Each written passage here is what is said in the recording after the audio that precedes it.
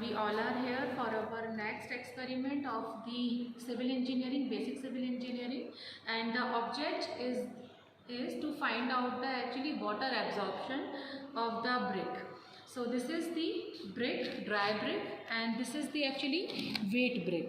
अब मैं आपको पहले ये बताती हूँ कि brick का मतलब क्या होता है. In any construction of civil engineering, we always use actually brick, and the Indian standard size of the brick is 19 centimeter by 9 centimeter by 9 centimeter. In earlier class, actually I have already explained the characteristics of a good brick also. That जो brick होती है that should be actually red cherry colour होना चाहिए उसका.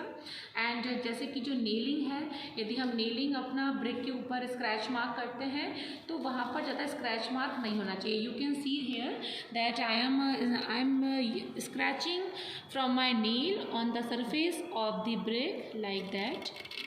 But यहाँ पर जो है वो आपकी स्क्रैचिंग नहीं दिख रही है. So it is like that this is the actually first class brick. And I have explained you that what are the various types of brick. First class, second class, third class and fourth class. First class and second class brick actually likely mostly same bricks, but third class bricks का जो standard size होता है वो Indian standard size से थोड़ा सा कम हो जाता है और उसकी जो स्ट्रेंथ होती है वो भी कम होती है. एंड फोर्थ क्लास ब्रिक तो बहुत ही मतलब जो वर्स्ट कंडीशन होती है ब्रिक्स की वो वहाँ पर कहलाती है फोर्थ क्लास ब्रिक, जिनको कि हम झामा ब्रिक्स भी बोलते हैं. एंड वो जो होती है वो ओवर बर्न्ड ब्रिक्स कहलाती हैं. उनका कलर जो होता है वो रेड चेरी ना होके बिल्कुल जो ब्लूइश कलर आ जाता है, एकदम जो मतलब ब्लू कलर में दिखने लगी हमें, तो वो ओवर बर्न्ड ब्रिक कहलाती हैं. उनको हम फोर्थ क्लास ब्रिक में काउंट करते हैं. उनको हम झामा ब्रिक्स बोलते हैं.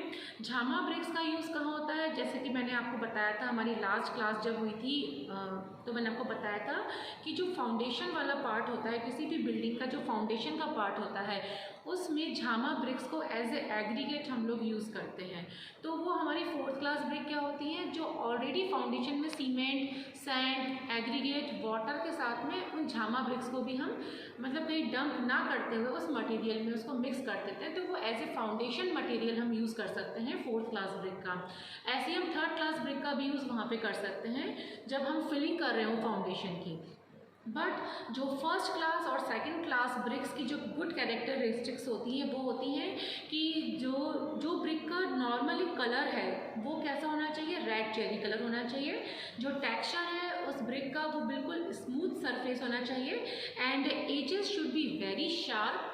And when you will scratch on the surface of the brick, so there should not be any mark on the surface of the brick actually. And if you will fall down a brick from the 1 meter height, so that should not be brick. ये भी इसकी एक characteristic होती है जो कि हम बोलते हैं एफ्लोरेसेंस, यानी कि कुछ वाइट स्कम्स यदि ब्रिक के ऊपर हों. और वो कब आते हैं, जब आप ब्रिक को पानी में भिगा कर रखते हो 24 आवर्स के लिए और आपने बाहर निकाल के देखा कि अभी ब्रिक के ऊपर कुछ वाइट स्कम्स दिखाई दे रहे हैं, तो वो इनऑर्गेनिक या ऑर्गेनिक मटेरियल जो रहता है उसकी वजह से क्रिएट हो जाते हैं. तो वैसा नहीं होना चाहिए. इसका मतलब है कि जो ब्रिक की मोल्डिंग हुई है वो प्रॉपरली नहीं हुई है, उसमें जो मटेरियल मिक्स किया गया है वो बिल्कुल भी अच्छा नहीं था, अच्छी क्वालिटी का नहीं था. तो एक अच्छा मटेरियल जब हम यूज़ करते हैं तो एक अच्छी ही ब्रिक हमारी क्रिएट होती है. मैंने जो यहाँ पर ब्रिक आपको अभी दिखा रही हूँ मैं वो वाटर एब्जॉर्प्शन के लिए है. सो अभी जो मैंने आपको बताया that was a general introduction of the brick की कैरेक्टरिस्टिक्स क्या होती है of a good class brick and what are the various types of brick and what do you mean by brick and what is the standard size of the brick. So that is 19 by 9 by 9 centimetre. ये जो brick है वो first class brick है. इसकी जो length है और जो इसकी डेप्थ है, जो इसकी विड्थ है, you can see here that is the 19 centimetre by 9 centimetre by 9 centimetre. So this is the Indian standard size of the brick. ये हमारी ड्राई ब्रिक है जो मैंने आपको बताने के लिए यहाँ रखी हुई है. अब इस ब्रिक के लिए जैसे कि मैंने आपको बताया कि वाटर एब्जॉर्प्शन टेस्ट हमें कंडक्ट करना है. सो मैंने इस ड्राई ब्रिक को क्या लिया, पहले इसको ओवन में मैंने ड्राई करने के लिए और ड्राई करने के लिए रखा, क्योंकि जब ब्रिक साइड से बनकर आती है हमारे पास में तो उसमें 2 to 5% मॉइस्चर कंटेंट रहता ही है. बट यदि हमें एग्जैक्ट वाटर एब्जॉर्प्शन टेस्ट लगाना है हमारी लैब में, so this is very necessary that first of all we will put the dry brick in the oven at some temperature like 50 degree centigrade temperature or like 100 degree centigrade temperature. We can put the brick in the oven for the oven drying process of the brick. Then we will actually use that brick for the water absorption test. Now ये brick oven dry हो चुकी है, ये बिल्कुल dry है, इसमें कहीं कोई moisture नहीं है. Then मैंने जब ऐसी ही मैंने कितनी ब्रिक्स यूज़ करी हैं, 3 ब्रिक्स यूज़ करी हैं मैंने, क्योंकि हम कोई भी प्रैक्टिकल यदि करते हैं तो वो हम कितनी बार करते हैं, 3 बार, और उन 3 का हम एक एवरेज लेते हैं. तो ये फॉर एग्जांपल मैंने आपको एक ब्रिक ड्राई बताई है करके कि ये ओवन ड्राई की एक ब्रिक है. ऐसे ही 2 और ब्रिक हैं, आप यहाँ पर देख सकते हो कि ये 2 ब्रिक और रखी हुई हैं. ठीक है, तो ये ओवन ड्राई ब्रिक हो गई हैं. इन ब्रिक्स को जब हमने उठाकर वाटर एब्जॉर्प्शन टेस्ट लगाने के लिए वाटर टैंक में हमने इसको डाला, तो उसके पहले हमने इसका ड्राई वेट ले लिया था कि how much weight is this like that. Okay, after the oven drying process. Then जब मैंने इस ब्रिक को उठाकर वाटर टैंक में 24 आवर्स के लिए इसको डंप किया इसको मैंने, तो उसकी प्रॉपर क्योरिंग हो गई. प्रॉपर क्योरिंग क्यों करते हैं, क्योंकि when we will use the मतलब bricks in the civil engineering actually construction, तो we have to test all the things कि हमारे कौन कौन से टेस्ट कंपलसरी होते हैं. इसलिए इसका प्रॉपर एब्जॉर्प्शन टेस्ट अब कैसे लगाएंगे. अब मैंने इसको वाटर टैंक से 24 घंटे के बाद निकाल के इसको इसका जो पानी है वो और हटने दिया, बिल्कुल इसको नॉर्मल होने दिया, लेकिन इसमें अब मॉइस्चर आ गया है. अब क्या किया इसको मैंने, इसका मैंने फिर से वेट लिया. तो ड्राई वेट और जो वेट है ना कि जो गीली वाली ब्रिक है उसका भी मैंने वेट लिया. तो अब हमें क्या टेस्ट लगाना है, अब हमें ऐसे ही कितनी बार टेस्ट लगाने होंगे, 3 टाइम्स, 1 then 2 then 3. ये 3 ब्रिक पहले ओवन ड्राई की, फिर इन 3 ब्रिक को उठा के मैंने वाटर टैंक में डिप किया for the 24 hours curing. Then अब मैंने जब इसको निकाला तो इन तीनों का जो मतलब वेट आया वो मैंने काउंट कर लिया और इनका एक एवरेज ले लिया.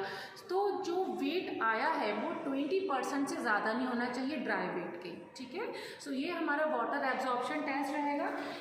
तो ये हमारी जो प्रोसीजर थी वो मैंने आपको बता दी है. और ये जो रीडिंग्स हैं ऑब्जर्वेशन टेबल में आप देख सकते हो, this is serial number, this is the actually जितना भी हमारी जो ब्रिक है वो यहाँ पे फर्स्ट ब्रिक, सेकंड ब्रिक और थर्ड ब्रिक के नाम से मैंने नोट डाउन किया हुआ है. साइज़ ऑफ द ब्रिक बिल्कुल इंडियन स्टैंडर्ड साइज़ है हमारा. ओवन ड्राई वेट हमने यहाँ पे ले लिया. हर एक ब्रिक का बहुत माइनर सा डिफरेंस आता है हर ब्रिक में, क्योंकि हर ब्रिक एक जैसी नहीं होती है. सो बहुत ही माइनर डिफरेंस आया है इनके ड्राई वेट में. देन सैचुरेटेड यानी जो हमने वाटर टैंक में से बाहर निकाला तो उसको क्या बोलते हैं, saturated brick weight in the, यहाँ पे हम लोगों ने इसको नोट डाउन करा हुआ है. सो ये इसका जो वेट आया वो थोड़ा सा बढ़कर आएगा क्योंकि इसमें मॉइस्चर आ चुका है. दोनों का जो हमने यहाँ पर वाटर का डिफरेंस निकाला कि भाई परसेंटेज कितना आया है. सो दैट इज़ एक्चुअली यदि हमने इसको M1 लिया था ओवन ड्राई को और M2 हमने सैचुरेशन को लिया था तो क्या फार्मूला हो जाएगा, M2 minus M1 upon M1 into 100. हमने तीनों ब्रिक का अलग अलग काउंट कर लिया, एवरेज लिया हमने. यहाँ पर हमने इसका परसेंटेज निकाला, ये कितना आया है 18%. मतलब ये प्रूफ होता है कि ये हमारी फर्स्ट क्लास ब्रिक है कि water should not absorb more than 20% of dry weight. So ये हमारा फाइनल आंसर है. I will share all the documents to you so that you have to write all the things in your sessional file. So thank you very much.